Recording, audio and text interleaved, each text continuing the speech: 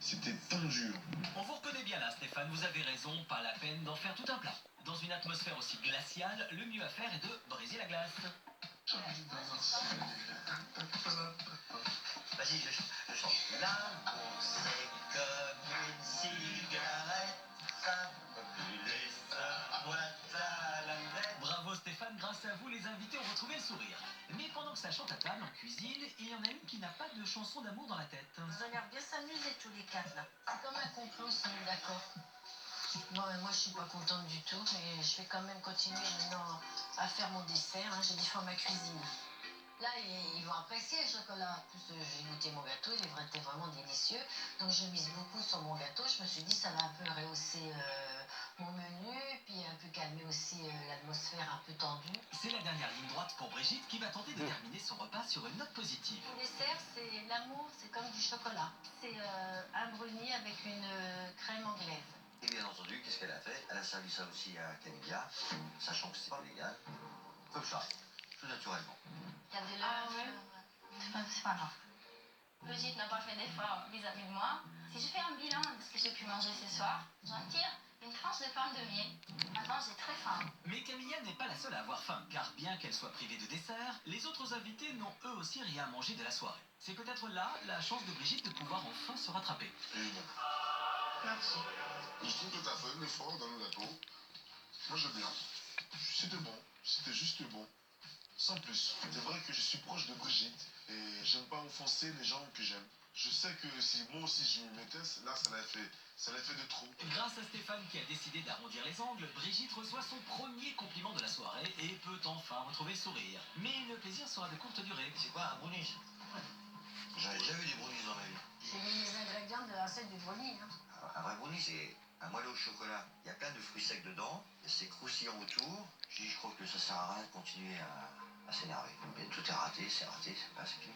Les noix, sans vouloir t'offenser, elles sont où? Moi, j'ai fait avec le sucre normal, sans les noix. Je me suis dit que j'allais mettre de l'eau dans mon vin, donc j'essaye de goûter ton gâteau. Il a le goût du chocolat, ça le sauve, mais le brownie, il n'a que le nom. Il n'y a rien qui rappelle un brownie, donc c'est un fondant de chocolat en fait. Non, c'est la pâte du brownie, je pense. Continue dans la mauvaise foi. Mauvaise foi, mensonge. Non, c'est pas possible. Arrête de me prendre pour des abrutis. Déjà à la base, j'aime pas le brownie, donc c'est difficile de me faire aimer le brownie. Moi, j'aime à manger, moi. Je me trouve bon. T'as laissé un petit bout? Non, c'est parce que j'allais finir. Ah, j'ai eu C'est peur. ça, moi, je défends ma cuisine, moi, j'aime ma cuisine. Non, ça c'est le principal, Brigitte, tu as raison. Ah ouais? Toi, t'as fait du riz à table. alors On va pas revenir dessus. Je peux Ah bah voir non, ce mais matin? c'est pas mieux, hein.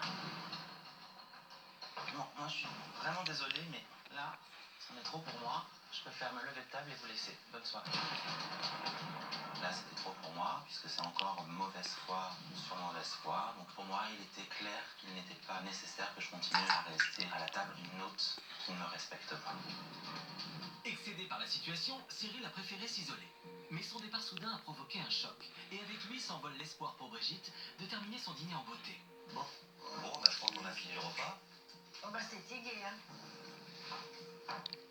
C'est presque à la limite vulgaire, hein, ce que vous faites. Parce que moi, si j'ai pas aimé, je l'ai dit gentiment et poliment. J'ai pas fait un esclandre, j'ai pas fait des scandales. C'est incorrect, hein. De quitter une table comme ça, tout d'un coup, c'est des comportements de monde de 8 ans, ça. J'ai compris Cyril, c'est l'accumulation de beaucoup de choses. Donc il a explosé. Je le comprends, mais bon, il aurait pu faire un effort aussi. J'ai vraiment trouvé ça dommage.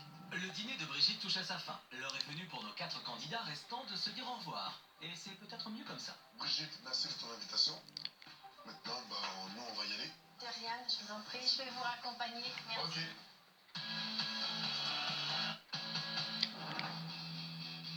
C'est le moment de découvrir l'issue de cette semaine parisienne. Dans un instant, vous saurez qui de Camilla, Cyril, Marius, Stéphane ou Brigitte remportera le titre de meilleur hôte et la somme de 1000 euros. Il est temps pour les candidats de découvrir leurs notes.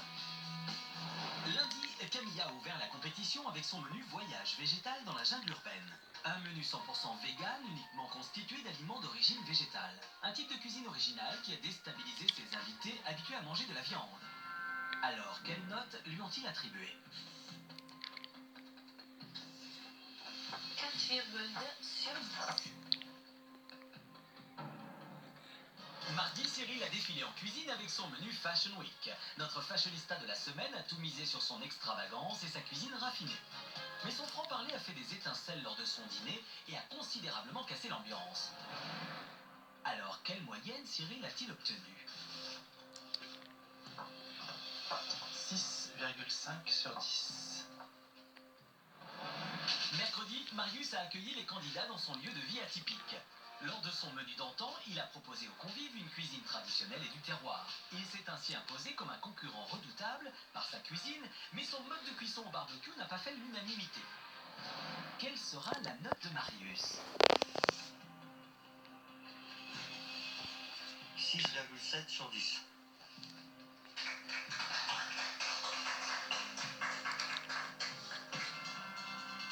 Marius est donc à ce stade en tête du classement. Mais il reste encore à découvrir les notes de Stéphane et Brigitte. Jeudi, Stéphane a fait voyager ses convives grâce à son menu safari culinaire. Une immersion dans la cuisine familiale ivoirienne qui lui tient tant à cœur. Lors de son dîner, ce grand stratège a tout misé sur sa bonne humeur et son sourire contagieux pour faire apprécier ses plats à ses invités. Mais côté cuisine, il a essuyé de nombreuses remarques. La stratégie de Stéphane lui a-t-il permis de décrocher une bonne note? 5,8 sur 10. À ce stade, Brigitte doit battre la moyenne de Marius qui est de 6,7 sur 10 si elle veut remporter cette semaine de compétition.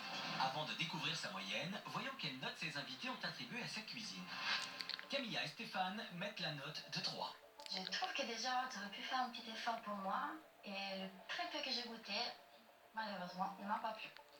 Je trouve que tu t'es pas fatigué. C'était pas terrible. J'ai pas mangé.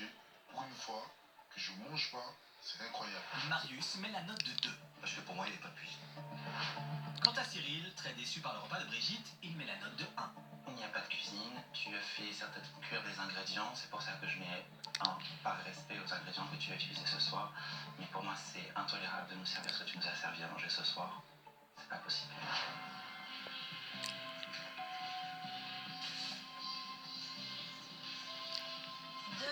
2,9 sur 10.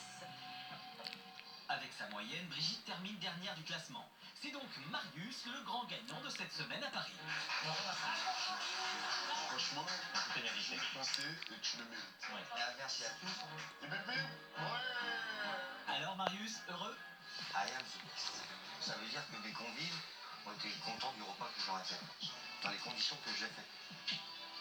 Et c'est ça, pour moi, avoir gagné. Les New England Patriots